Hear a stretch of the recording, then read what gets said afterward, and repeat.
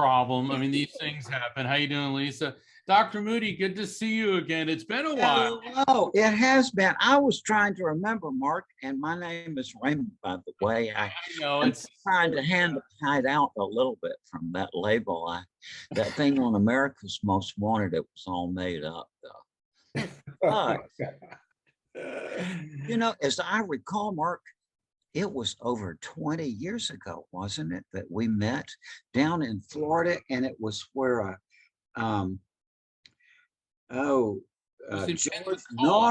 George Norrie was there. Yeah, George was there, and Dave Schrader was there, and I think it was at the Pensacola Paracon of all places. But I remember, and what really stands out in my mind is you were giving a presentation, and I was supposed to go next. So I'm waiting, and all of a sudden the moderator comes and goes, "Dr. Moody, your time is up." And I'm like horrified. Okay, this is like saying, "Okay, Beatles, the Beatles can't play anymore. Mark's gone." And I'm like, "No." And you were so kind. And you said, "Mark, this is your time." And I've never forgotten that. That was one of the nicest things. Thank you. Yeah, I remember meeting you, and that was, I'm astonished. A long time ago. I realized that was before my grown kids were even born. Oh, wow. Cheryl and I have two.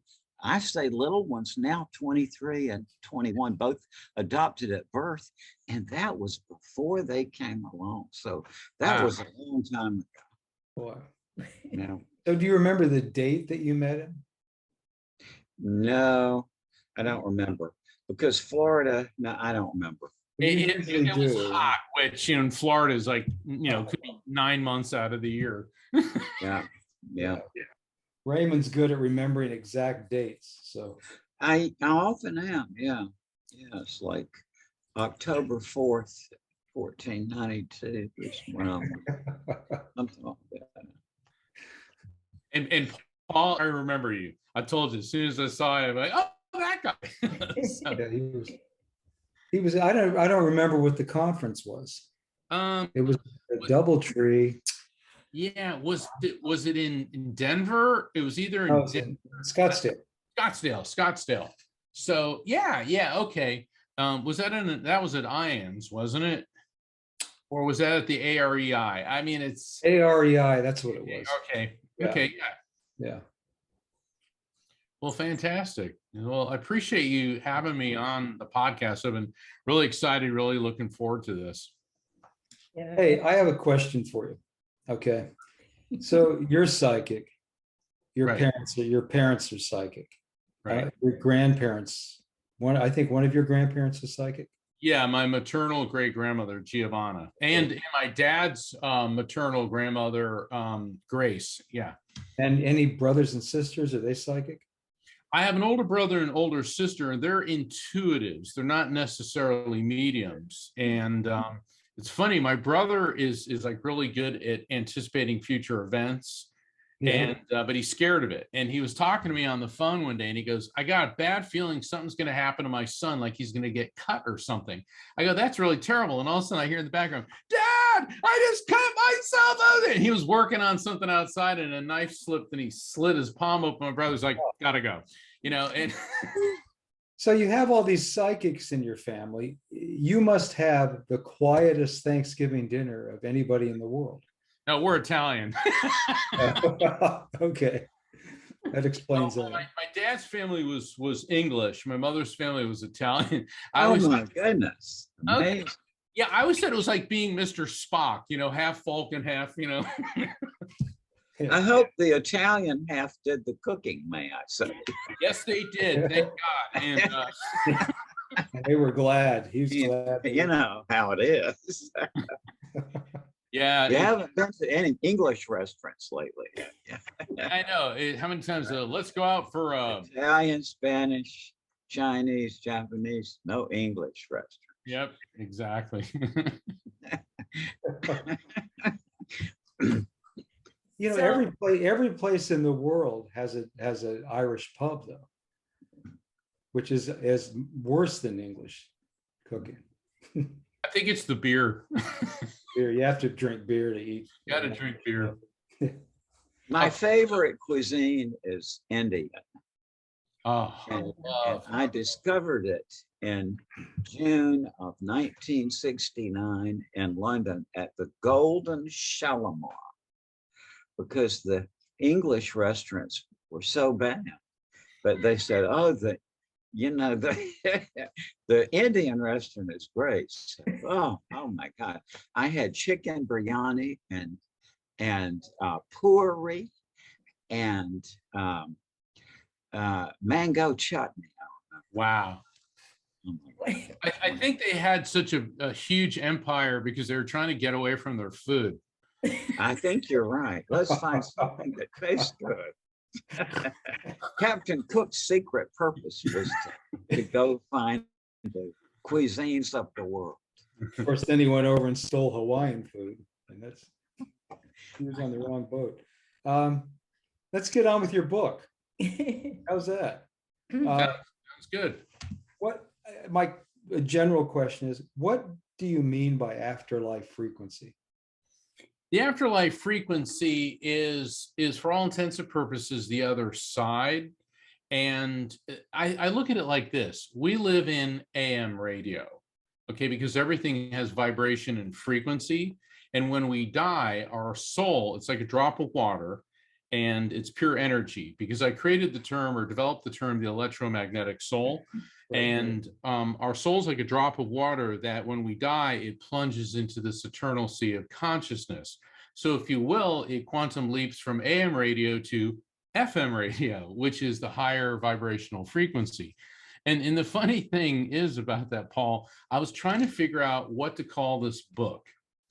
And I had all these different titles, and I took a walk down the beach one day, and I'm thinking, well, it's about the afterlife and it's about frequency, and then the afterlife frequency. So I run home because I live near the beach, and I start searching afterlife frequency, title of books. No book was using it.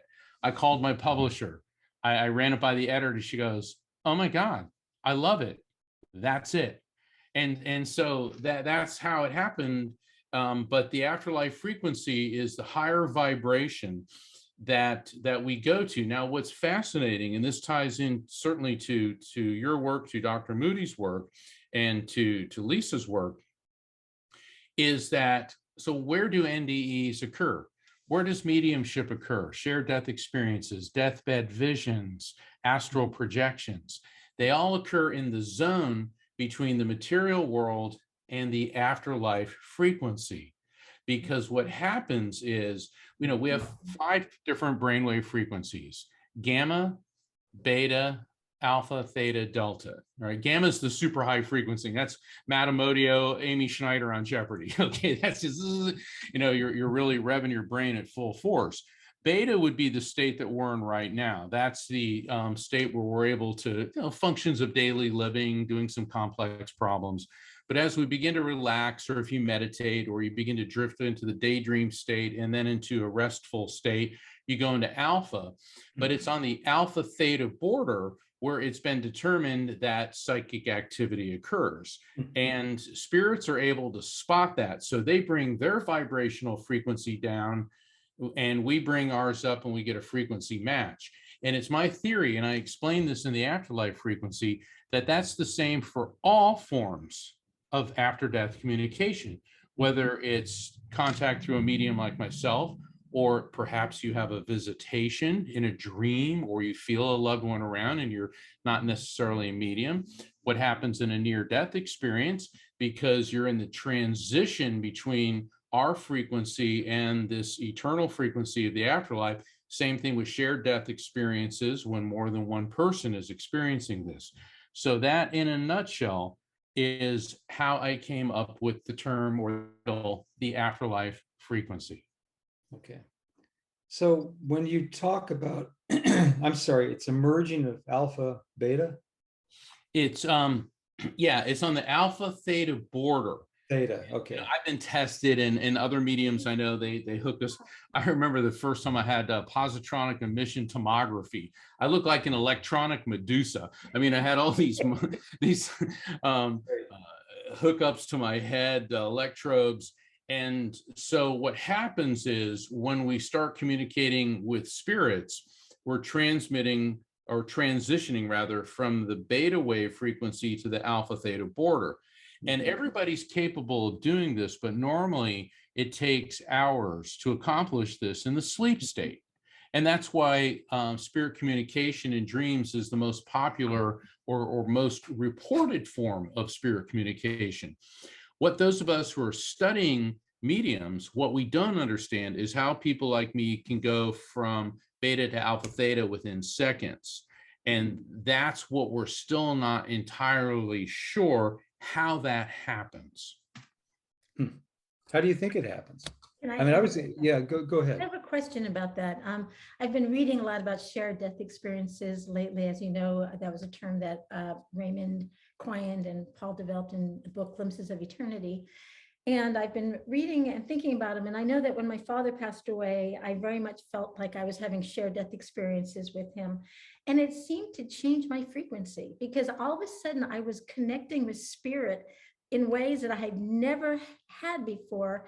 And it may have lasted as long as 6 months. Is that common, or how do you explain that? And Well, the lasting 6 months is quite unique. And first off, Raymond, thank you for developing the term shared death experience, because that term needed to be developed, because this phenomenon has been reported for centuries, and now it's being reported globally.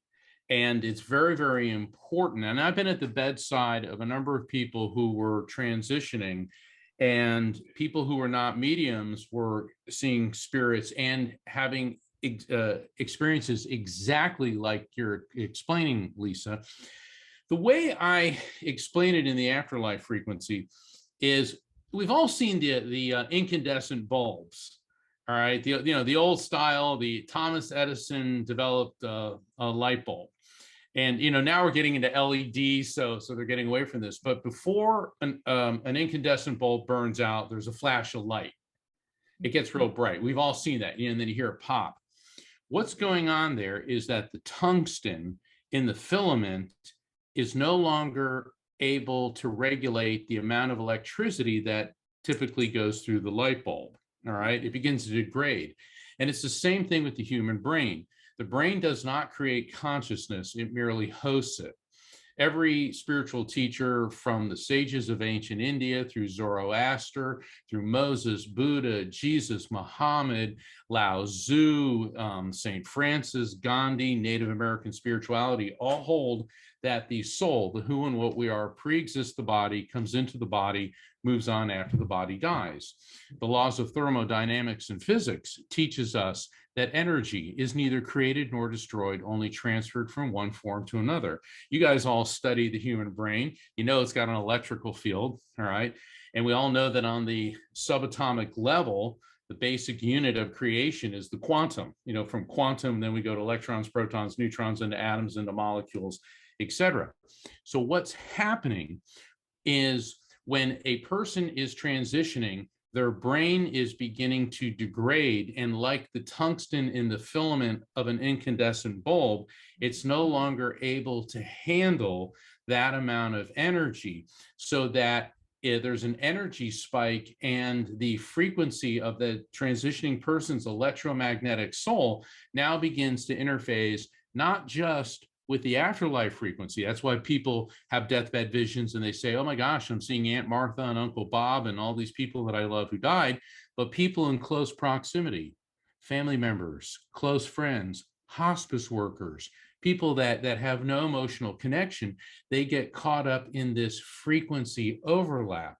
And I think that shared death experiences are very, very similar to terminal lucidity, where somebody who is dying and they've been non-responsive. It could be from Alzheimer's, brain tumors, brain damage, all sorts of different causes of like no brainwave activity at all. And then all of a sudden, right before death, there's a surge of activity, and they're lucid and they can communicate with people. Why? Well, we know that I think one thing all neuroscientists, neurobiologists in the world agree on is that you suddenly don't grow a billion new neurons right before you die. And so what's happening in terminal lucidity and what's happening in shared death experiences, I think that this demonstrates that what Dr. Moody's theory about shared death experiences is absolutely correct. It's that the energy of the electromagnetic soul is transitioning away from being contained in a brain, a computer hard drive. You know, your computer hard drive didn't create Windows 10 or 11. It merely hosts it. So as the hard drive brain is crashing, that energy is expanding, and people in close proximity, their EMSs start picking up on it too, which is why, Lisa, that when your father was transitioning, you experienced that. Now, in your case, the way it lasted for another 6 months, I have a feeling that because of the work that you do, you're very open-minded to spirit contact, and that sort of flipped your switch on. Yeah, I think that's true. Yeah, thank you. Very interesting. And I'm really curious, Raymond, about what you think about some of the ideas about frequency and that, there's some of the things that Mark Anthony's talking about. Because I know sometimes you've been a little skeptical about some of the more modern neuroscience. I'm just curious what your thoughts are as we're having this conversation today. Do you have? Well, I greatly respect the neurosciences, and it's a great area of research. And also, of course, as in my medical education, I had to take a great deal of that. And and at the same time, I realized I am not competent really to assess that general area. I have been more focused on the conscious part of it and the whole mystery of consciousness. And but in terms of the relationship of this to frequency and so on, I'm not an expert in physics, but there is one thing that has come to my mind as I was listening to Mark talk is it's fairly frequent. People talk about this this period just before the moment of leaving their body, I guess, in terms of a vibration. I've heard that, or sometimes like a sound, which they find very difficult to describe. But again, I'm fascinated to listen to this, and at the same time have to admit that I guess I took physics, but it was a long time ago, so frequency kind of drifted out. People who study quantum physics say that the laws of physics change at the extremes. So if you consider death to be an extreme, and it would fit into that paradigm. That's beautiful. But the rules of physics change when they're dealing, as Raymond, who's an expert on outer space and things, they change in deep outer space. And some people, some psychologists, psychiatrists say that death is the same thing. Death is an extreme, and it causes the rules of physics to change. However, when you say something like afterlife frequency, are you talking about electrical frequency, electromagnetic frequency? Because I don't know that there's any studies that show that lasts very long. Well, I do believe it does, but there's not many studies about it. There's none that I know of. I'm referring to as part of the EM spectrum, because if you think about it, the only form of electromagnetic energy visible to the human eye is light. And that is like 1% of the EM spectrum. We can't see X-rays, ultraviolet, cosmic rays, gamma rays. You could go on and on and on. And, people, some of the skeptics have said, well, if this is true, then why can't we just measure this with an EEG or a QEEG, an electroencephalogram or quantitative electroencephalogram? Now, EEGs and QEEGs are extremely useful diagnostic tools, but that's what they're used for, is measuring electrical flow through the brain. And there's been a number of neurobiologists. I know that, Joe John, gosh, I'm trying to remember his name. He's a neurobiologist out of Scotland, and then Professor Shelley Joy in California. They addressed that argument, and they said that there are forms of electromagnetic energy whose harmonics are so sensitive they're beyond the range of our technology to detect them. And so just because we don't have the technology to detect something doesn't mean it doesn't exist. I mean, think about, and you brought up a very good point, Paul. You said that physics changes in the extreme.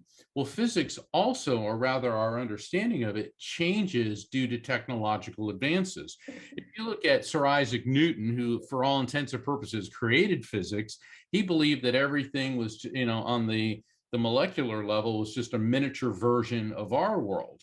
Right.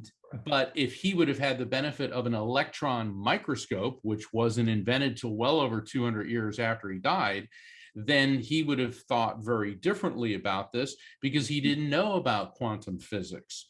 Also, there are string theorists, and this has been circulating for some time now with people like Max Tegmark, even Stephen Hawking, Michio Kaku. The string theory is that there's not just one universe, but there's several different universes. And they've proposed a theory that the laws of physics may actually be different in alternate universes. So, I mean, I know we're getting kind of far out there with that, but what it comes down to is our technology is constantly expanding and growing. And just because we can't tune into the EMS right now doesn't necessarily mean that it doesn't exist. I mean, think about, what were stars before the invention of the telescope? I mean, there were holes in the fabric of heaven. They were spirits. I mean, there's all these, what we would now consider bizarre theories. Then the telescope's invented, and it's like, whoa, there's other planets, there's other suns. So it's just simply a matter of time as our technology is expanding. I think we're living in a very exciting time technologically. Yeah, I interviewed Michio Kaku one time, and one of the things he said was, if anyone says they understand string theory, they don't. What's funny is Werner Heisenberg said the same thing about quantum physics. And when I was working on the afterlife frequency, I was beating my head against a brick wall, metaphorically. One day I was trying to figure out this one concept, and I'm doing my research, and I see this quote that said, when you think you understand quantum physics, you really don't. And it was Werner Heisenberg. And then Michio Kaku saying the same thing. You think you start getting it, and then but the thing about quantum physics is it explains everything. It's just that we've got to get the technology to detect it. Well, I want to quote my friend Raymond Moody too, who said the proof, essentially, the proof in the afterlife is a philosophical question. Yeah. Am I right about that, or did I screw that up? I think that's right. That's right. It's, a conceptual question. Who knows what? And I was wondering too about how did you formulate it, Mark? About the last point you made. I love your exact words.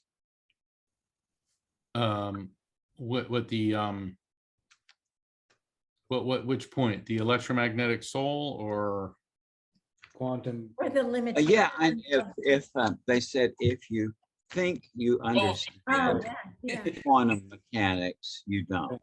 You don't. Yeah. And I was wondering if the other way around is true. If you think that you don't understand quantum mechanics, maybe that means you do.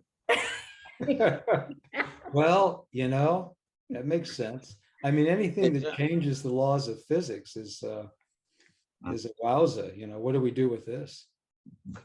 Well, So and- when I wanna something like that just doesn't make any sense. I heard Dr. Kaku say, the two most powerful explanatory theories ever devised are the general relativity theory and the quantum theory. But the trouble is when you combine the equations, the result is unintelligible nonsense was the word he used. So, and yet, we go on sort of taking those theories, seriously anyway, just because it doesn't make sense now, but we kind of feel like it will. Go back to 1915 in your mind and be an educated, well-informed person of that era and listen to this sentence. All four of Ethel's grandparents perished and were lost in a shipwreck long before her mother and father were born. In 1915, even to a very brilliant, educated person, that's unintelligent, makes no sense. Now add the discovery of the role of DNA and heredity, the cloning, gene editing, gene engineering, and you can now put together a scenario which that would be true. It does make sense. It hasn't happened yet. Or go back to 1915 and listen to this. I watched a movie on my phone this well, That would so make good sense. You don't have to go back it to is- 1915 on that one. well, that's Yeah. a very good point because in I think it was 1926, Nikola Tesla was being interviewed, and he said that with advances in telephony and television, he said eventually the whole world will be a universal and mind, a little thing in Wow. your hand. right, and small enough to fit in a man's Yeah, breast. exactly. You He know? was quite a guy. God. Yeah, I mean, so people look at that, or go back to 1915 and try to explain to someone a microwave oven. Yeah. Okay, I'm going to put this pile of popcorn, press a button, and That's right. Yeah. yeah. So the thing is, these are just, I mean, a cell phone. I mean, it's miraculous technology. One of if you guys will bear with me for a minute, people say, well, you can't communicate with spirits. And I say, well, it's all about energy transfer. And they say, well, what do you mean? Well, think about making a cell phone call to your Aunt Martha in England. So how does that work? Well, your brain sends an electrical impulse to your vocal cords. So electrical energy gets turned into muscular energy, and another electrical impulse makes your lungs contract. So that muscular energy forces wind past your vocal cords. So now the muscular energy gets converted into sound wave energy. The sound wave energy then hits the plate in the speaker, turning it into mechanical energy, which is immediately converted into electrical energy, which is then converted into radio wave energy, which then hits a tower, taking it from a radio wave energy to electrical energy to a collection point, which then beams it up to a satellite via radio wave energy. Then it goes through a network of satellites being converted from radio wave to microwave energy to a particular collection point that then converts it back into radio wave energy, which goes to a tower, which converts the radio wave energy into electrical energy, which goes to another tower, converting that back into radio wave energy, which hits the cell phone of Aunt Martha, and radio wave energy becomes electrical energy, which causes a plate to vibrate, taking mechanical energy, now becoming sound waves energy, which hits her eardrum, and that sound wave energy becomes mechanical energy as the stapes bone hits the 8th cranial nerve, taking that mechanical energy, turning into electrical energy, which goes into her brain and is converted into hi, Aunt Martha. And all of that occurs at 186,282 miles per second, the speed of light. And that's the laws of physics. Energy is neither created nor destroyed, only transferred from one form to another. This, as Dr. Moody so absolutely correctly pointed out, in 1915 was pseudoscience, fantasy, at best science fiction, and now it's one of the most irritating things of the 21st century. So Mark, I know there are going to be people in our audience who are going to want to know how can they make this communication happen for them in terms of the spirit world. And you have an acronym RAFT, which I just thought was very useful and accessible, because some of this discussion is way out in the stars, but many people just want to make contact with their Aunt Mabel, right? So can you just talk a little bit about RAFT, and can an ordinary person make contact with spirit? Yeah, I was trying to figure out how to explain that. I was, here in my office working on the computer, and I said, how do I explain to people who aren't mediums how to recognize signs from spirits? And I hit the writer's block. My head just, I just could not. So I thought, all right, I can go for a walk on the beach. Okay, there's that, back on the beach.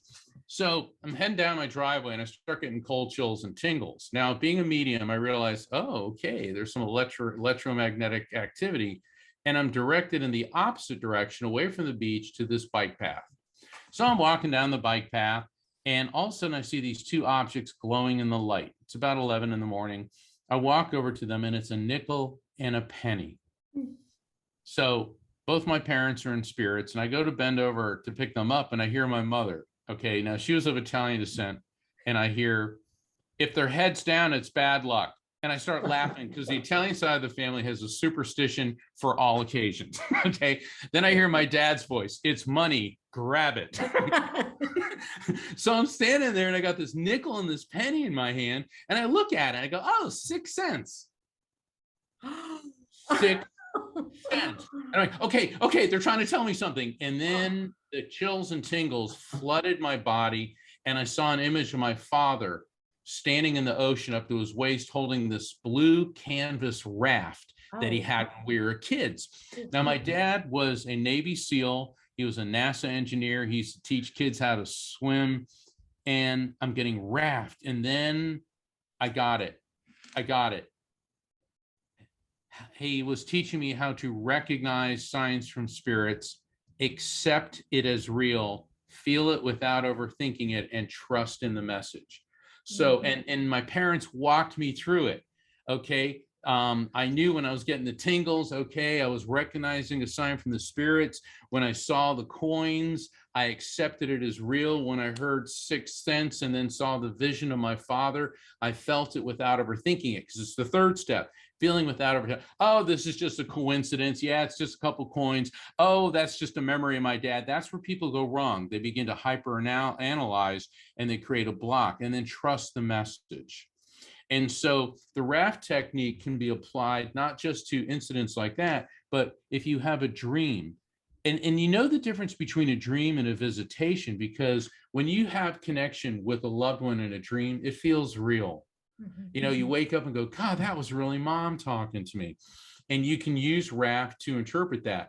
I've talked to many near-death experiencers and said that in the wake of your NDE, you can apply raft to help you understand the messages that you received during your NDE. For people who didn't necessarily have an NDE, but were part of somebody else's, meaning a shared death experience, you can apply it there as well. So the raft technique has been employed by a lot of people since I went public with it, to help them recognize, accept, feel, and trust. And I want to talk just for a moment about trust. We live in crazy times. Interesting, technologically fascinating, but crazy times. Messages from the divine, messages from God, messages from spirits are never about anger, bigotry, hatred, or violence. It's about love, healing, peace, resolution. So if you think you're getting some type of spiritual message to tell you go blow something up or start a riot or be violent, that's not a message from the divine or from spirits. That's a message from the ego, edging God out. It's a creation of the human brain, which did not create your spirit, it merely hosts it. Messages from spirits are always positive and uplifting. And I've conducted over 15,000 readings in my life. I've tried to estimate, it's got to be at least 100,000 spirits. And I've yet to have one say, hey, tell this kid to go put on a bomb vest and blow up a school. It never happens. Amen. Oh, I found that too in my research with terminal lucidity and people's final words. When people come out and they are lucid again, they're rarely like, oh God, that man you married was a son of a, it's always forgiveness or advice, or don't forget about the file I left in drawer number one, things like that. Just very concrete advice, or always loving, always loving.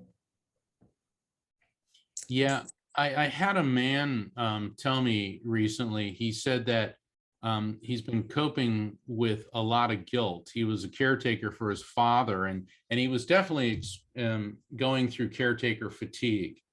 And his father was getting forgetful, was dying of cancer. And one night in a fit of anger, he said, "I wish you'd die." And he didn't mean it, but he said it.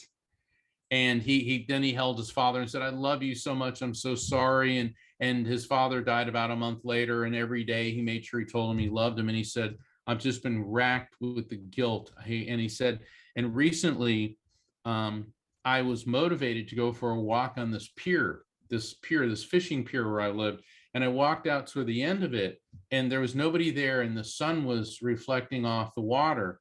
And then the patterns on the water were the strangest I've ever seen. They all became like circles of light, and they were shining right at me. He said, "I've never seen anything like this." And he said, "I heard my father's voice say, 'I know that you were tired. I know that you were angry. I know you didn't mean it. I love you. I forgive you.'" And this man just broke down sobbing. And he said, "I know that sounds silly, but I really, really think that was him." And he said, "Mark, I recognized the sign from the spirit. I accepted it as real. I felt it, and I trusted it." And let me tell you, when I heard that, I started getting teary-eyed. It's a great story. Well, Raymond has worked a lot with this, with the psychomantium, right? People, trying to get forgiveness from their parents, or Yeah, people come for all kinds of reasons. And the context of this is, as Lisa and Paul know, I am such a bore because all of my interests stem from ancient Greek philosophy, essentially. But in ancient Greece, there were these places that were very important in the origin of Western thought, which were called oracles of the dead. And so, to make a long story short, I read a report in a classical archaeology journal in about 1986 or 7. And through a series of events, just sort of from reading about the excavation, just put 2 and 2 together and figured out what they were doing. And basically, it has to do with something that's still practiced in various parts of the world today, where, for example, they'll take a silver bowl and highly polish it on the inside, fill it with olive oil and a candlelight, and in a dark room, many people under those circumstances see visions. So kind of figuring out that's what they were doing, I set it up and found, to my astonishment, it worked. Paul and I wrote a book about it about almost 30 years ago now, Paul. Wow. And but it's subsequently been replicated by a lot of people. I think the most astonishing thing to me about it was, especially since the initial folks who I took through this were my graduate students of psychology. And then, as word spread, a psychiatrist friend of mine and a sociology professor, just some medical colleagues, heard about it and wanted to try it too. But people go through this, and again, to my astonishment, I was assuming anybody who had this experience would say, well, I saw an image, it looked like grandma. But whether it was real, I assumed they would just sort of not kind of just say, well, I don't know. But in fact, to my utter astonishment, to this day, people take this to be a real event. And So where I've come, and perhaps you too, Mark, have, I just come to accept that the line between here and there is shifting. It's it depends on all kinds of things, on your perceptions. It depends on your stage of life.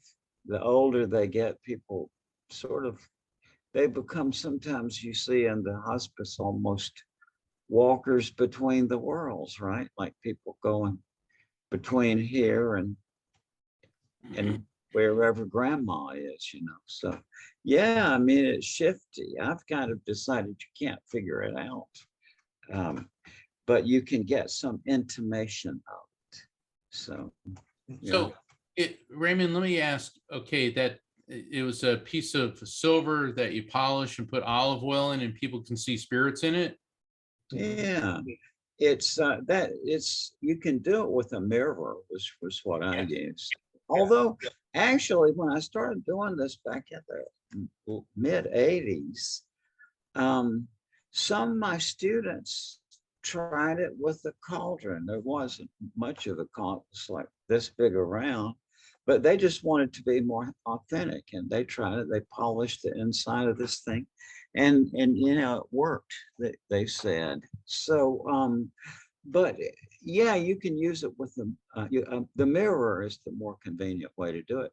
And this sounds astonishing in 2022, except that if you went back to 1822 or even 1892, everybody knew about this. This was a folk custom, that you would have the mirror on the wall, and by candlelight, sometimes you would use a chant to bring about the state of mind, like something almost like a nursery rhyme with nonsense syllables, or what which is what the Greeks did. You can get these formulae, which it doesn't mean anything, but it just puts your mind into the framework where your mind kind of apparently passes over. And, you know, I mean, I've got to the point where, okay, you know, I've been over there a couple of times myself, and you know, what can you say? It's like at a certain point, like the man you mentioned, I just, to me, it is now a fact of experience. I'll tell you why you're absolutely correct. This is something I've been working on. A lot of people report seeing a deceased loved one in their peripheral vision, and then they turn and the person vanishes. So I started researching this, and astronomers have developed the technique called averted vision. So when you see a comet, if you look at it directly, you can't see it very well. You have to look at it with your peripheral vision. And it's the same thing with spirits. Here's why. It's the structure of our eye. In the center of our eye, in the pupil, we have cones. Cones are for seeing color and details, and that's daytime vision. And in the periphery of the retina are rods, which are designed to see light and dark. And that's why when people see spirits out of their peripheral vision, they tend to have that transparent, grayish, smoky white look, Casper the Friendly Ghost, okay, type. And it's the same thing when you look in a mirror, it artificially recreates the averted vision. And so what the ancient Greeks and what you've been doing is doing the same thing. So you actually are seeing the electromagnetic light, electromagnetic energy of a spirit. It's just that because it's so subtle, that's why you're seeing it in this polished object, be it silver or the cauldron or a mirror, or out of your peripheral vision. And, you know, because I've been on a lot of paranormal investigations and I've seen all this, and I'm like, so people say, I turned and my loved one vanished. No, they didn't. It's just that you switched from observing them from the rods to the cones in your eye. And so I think that, I mean, not only are you onto something, but you're proving this theory. It's Yeah, I was thinking when you were saying that, Mark, Cheryl, I think you met Cheryl. Yes. She was with me. Yeah, yeah. And Cheryl is, I will say, like very brilliant. It's not something she brags about, but her IQ is literally astronomical. But she's also not intellectual. She went to art school, okay, and fashion and stuff. But Cheryl is grounded in a very sort of concrete way. And about 2 years ago, I went through a spell of seeing dead people. I mean, at a while you have to think, well, why? I mean, I'm seeing dead people, all right, but it's not bringing my life further along. I mean, I really went through, and there they were, just drifting through. Yeah. And then I brought it up to Cheryl, and she said, "Yeah, she acknowledged, yeah, me too." She had been going through that recently, and it is just the most uncanny thing. It makes you think of the stories of the, and I've heard this from occasional people with near-death experiences who have the cardiac arrest that lasts so long that it doesn't, it's impossible. I knew a friend, a wonderful general practitioner, just told me about this friend of mine her cardiac arrest lasted for 40 minutes. And I mean, it just sort of blew this Dr. Nelson away. And so the people like that who go talk about a layer of existence where people seem to be kind of wandering around, not realizing they are dead. Homer described that in the Odyssey in Book 11 of the people who were, the famous one is Sisyphus, who rolled the stone up Yeah. hill and then it would come back down. But that people seem to be kind of focused on some unfortunate thing in their life, or it's like George Ritchie saw this too. And my friend that I was describing, the woman with the 40-minute cardiac arrest, that there's some people who just don't seem to get it, that they're dead. And it's kind of like they need to wake up.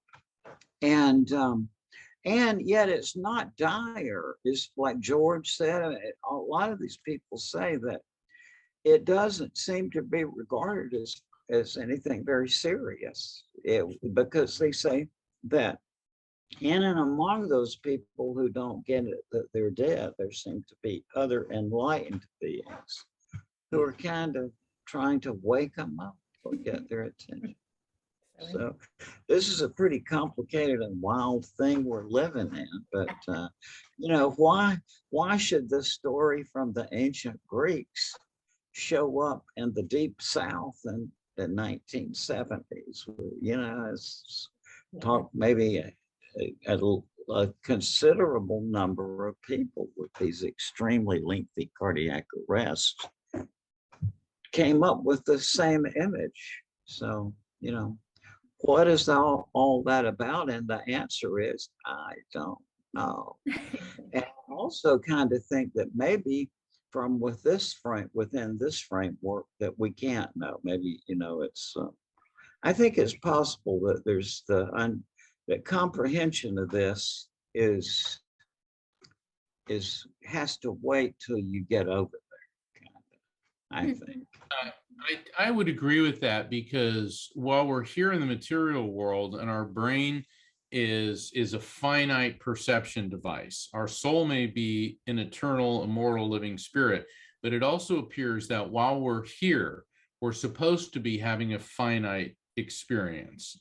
And that when we revert to a purely infinite state, because I've asked them, I said, well, what do you do over here, there? And, because I want to know.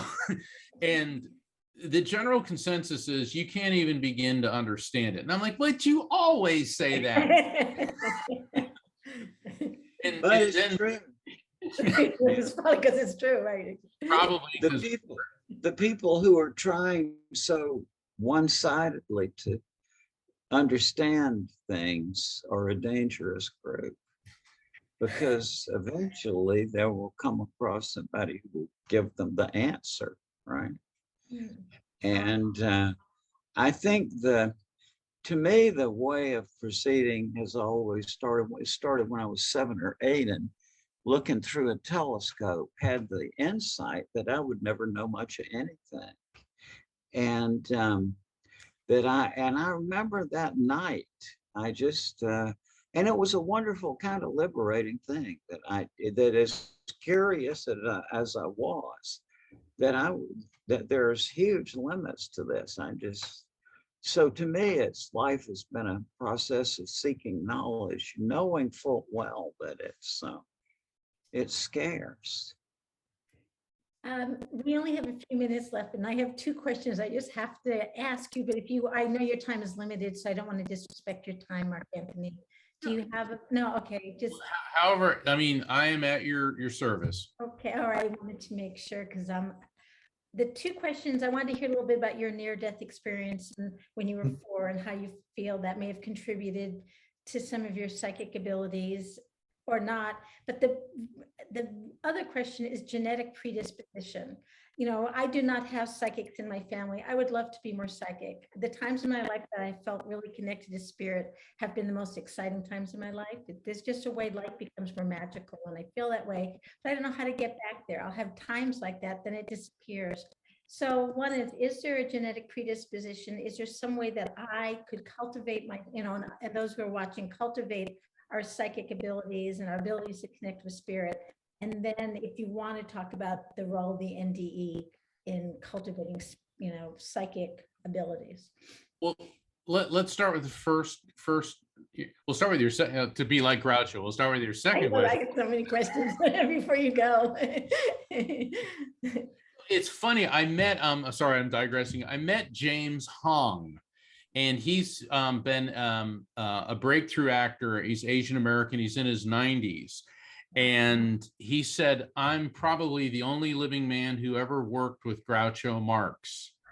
And he was on Groucho's show, You Bet Your Life. He was like a young teenager. And, Groucho he goes, my name is James Hong. And he goes, oh, an Irish name, I see, something like that. And it was just really great. And I just recently saw James Hong on, I think it was CBS This Morning or something. And he's still acting and still going strong. So, but at any rate, I'm of the belief that you're either a medium or you're not, but that doesn't mean that you cannot have an experience with spirit communication. And that's one of the reasons that I wrote the Afterlife Frequency. And one of the reasons for the raft technique is to tell people, or to show people, how to make the most out of contact from spirits, because we all have it. It all comes to us. It's just that some of us are better at things than others. Like, I can swim, but I will never be an Olympic athlete. And I can bang around on a guitar, but I'm never going to be a Jim Chemo West, or a Slash, or a Jimmy Page, or anything like that. But meditation and prayer. Prayer is a good way of centering and focusing yourself, but meditation is where you clear the clutter from your mind, and then you open yourself up to frequency. Also, by employing the raft technique, become aware. Also in the Afterlife Frequency, I explain to people how to increase their spiritual situational awareness. And there's many stories about, because it's like me with the coins.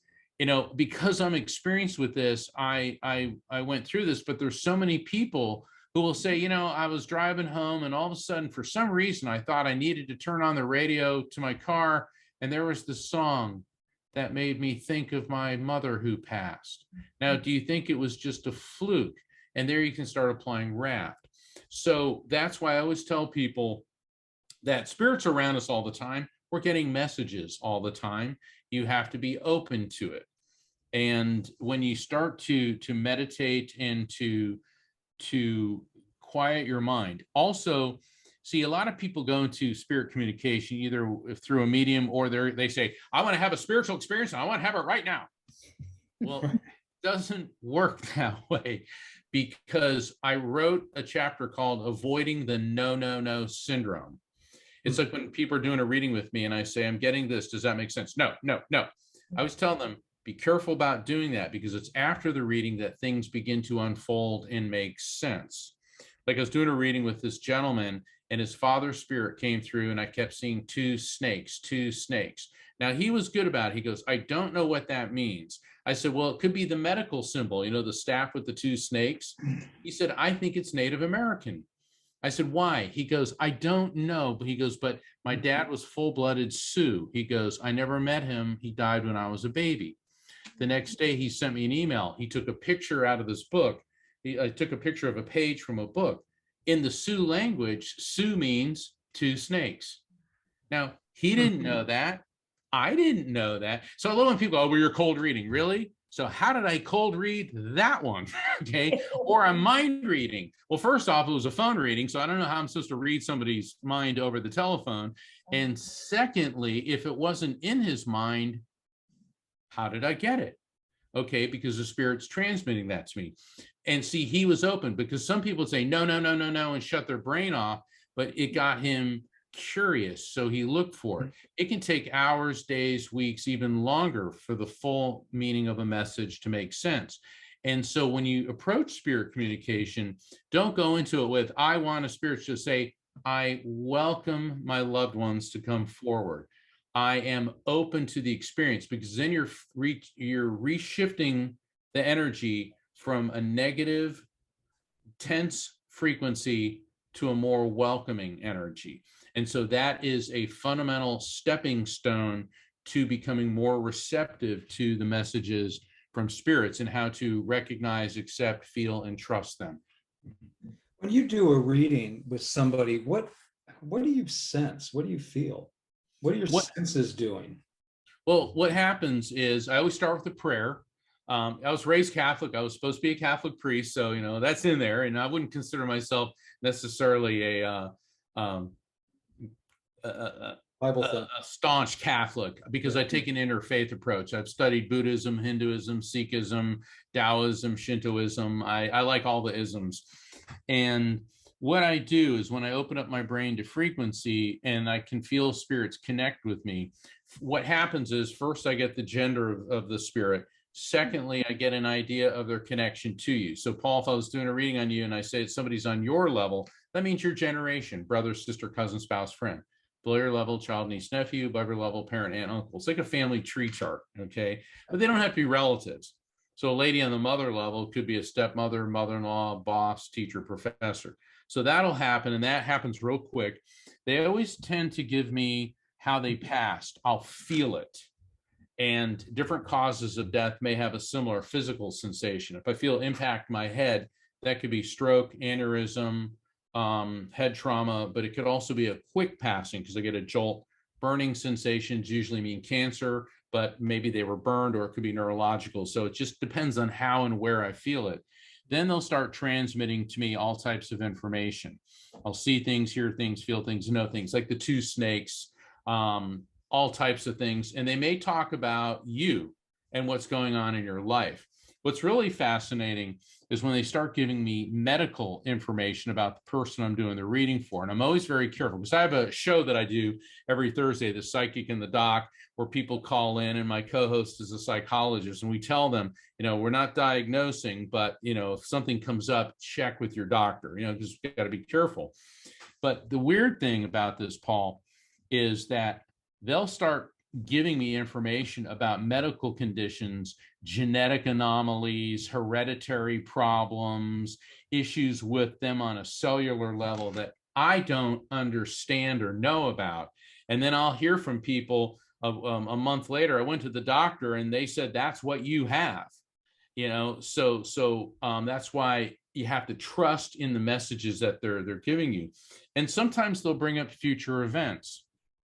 one of the funniest, there's a lot of funny ones, but I was doing a session for these two women who were sisters, and their mother spirit started giving me information about their other sister. Now, the other sister wasn't at the reading, and the mom spirit kept giving me Michael, 10/11, 10/11, October 11th. And they were like, come on, Mark, everybody knows somebody named Michael. And I was like, yes, we do.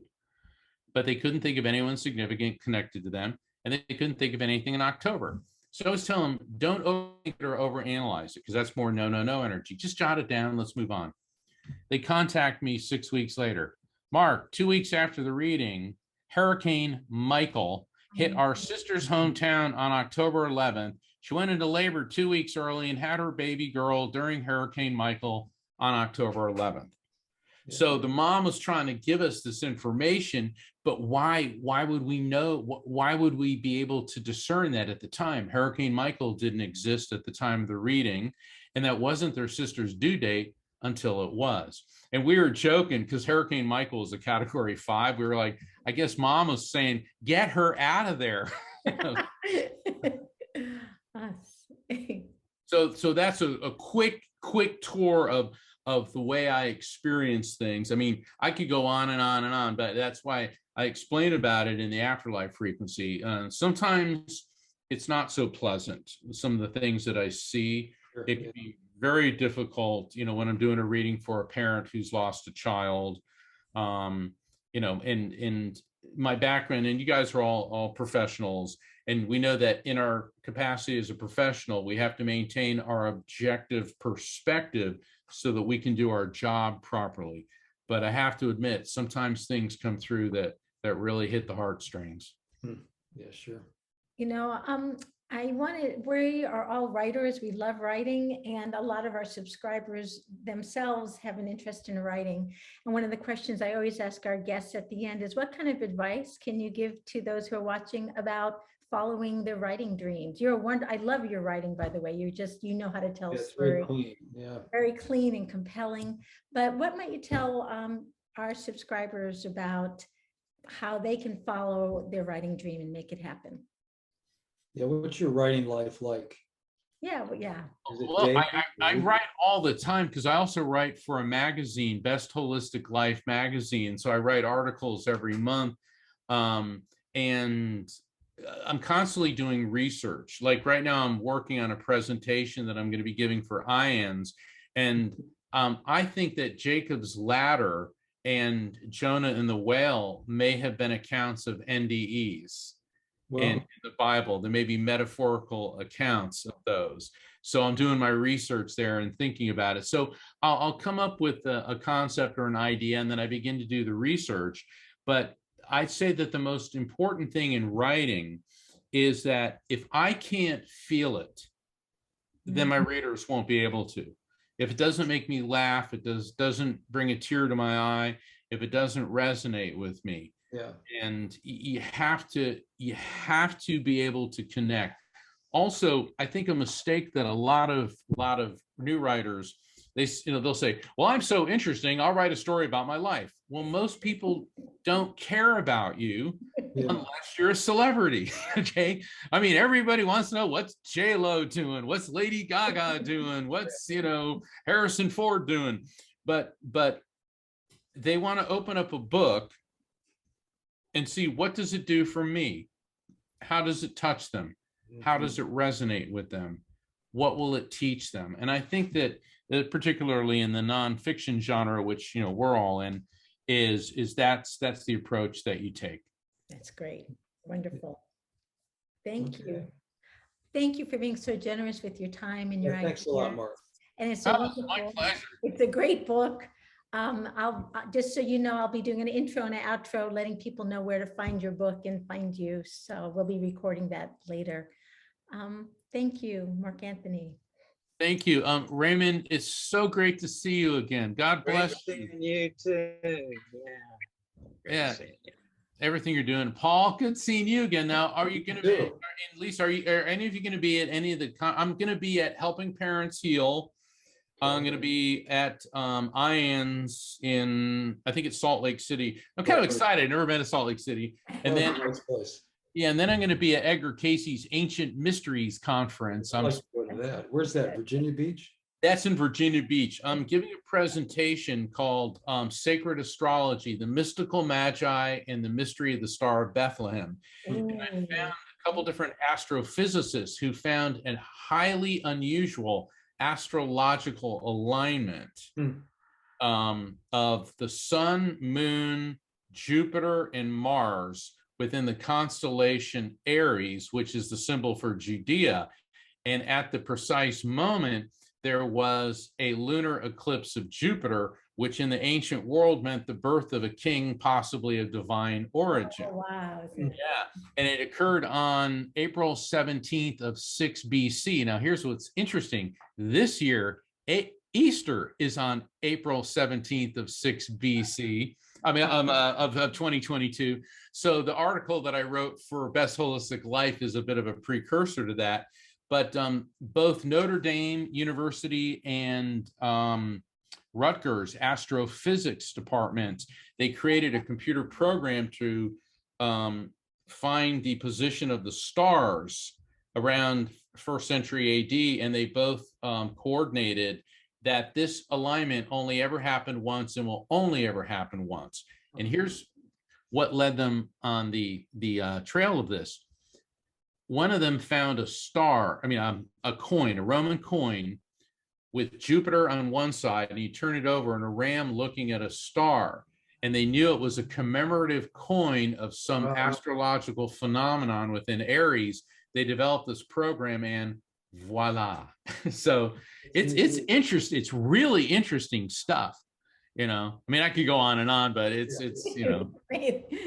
Sounds great. Great. I read that my vertigo was in Plutus last month. We are too, actually, Raymond. Yeah, it's one of the things that you said, Raymond. One of the most powerful things is I don't know. No.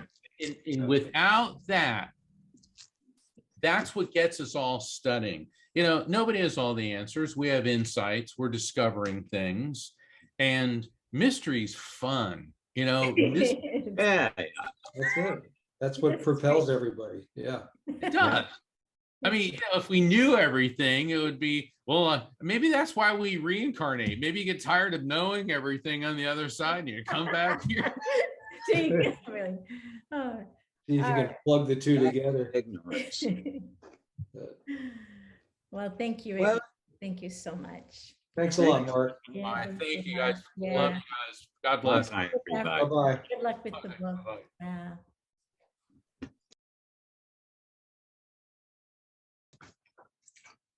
Got to turn off my Edison machine. Yeah. Yeah, you're cranking it this thing. You're cranking it. Mhm. What are you showing us there? Isn't this what that got that CNN guy in trouble? That guy's name. I was just Yeah. Oh, Tubin. That's what happened right there. Oh my God. That's my job. You modeled it. Thank God he had his pants on. Yeah. That was Okay, he was fun. good. Yeah, I like him a lot. Yeah, he was good. Raymond disappeared. Oh, 3 days in a row. Oh, I hear complaining children. oh my God. Well, good. Well, that was great. I'm so glad you were there as always. And I that was, wanted to meet him. I like him a lot. He's Yeah, he's a very nice guy. I like him. he's the yeah. real deal. But good. Well, that's it in terms of our interviews for now. But if you would like to interview, Raj, or if you want to bring in Raj anyone would to be interview great. them Let's about do their Raj. books. Yeah. Raj. And if you could give me a cheat sheet or something to look at, or you could just lead. I've read the book, so I don't need a cheat sheet. I can. Let's say we'll do it. That's good. Yeah. I still see the book as a comedy. Isn't that something? Isn't I can't that get it out of my head. Have It's you just- told him that? No, I've not. But he has a good sense of humor. He might not get too angry. Okay, I'm off. All right. Be well. Let's talk later, okay? You bet. Yeah, you bet. You bet. You bet. Think of other people you want to interview and let's make those happen. Yeah, I want to talk. Let's get Daniel on. I was just thinking that would be a blast. That Yeah. would be weird, that's for sure. Yeah, so we'll have Melvin? this platform. Melvin? Yeah, I would love to do Melvin. He's so bright. He's really bright. And- Okay, Yeah, you be well. Regards to Dee and the family. thanks a lot. You're Yeah. welcome. I want to talk to you more about your website and everything else. but we'll do Yeah, that you'll later. see us, you'll actually, it's always better when you actually see it, but you'll see it. It's Yeah. exciting. Okay, bye-bye. Bye, be well.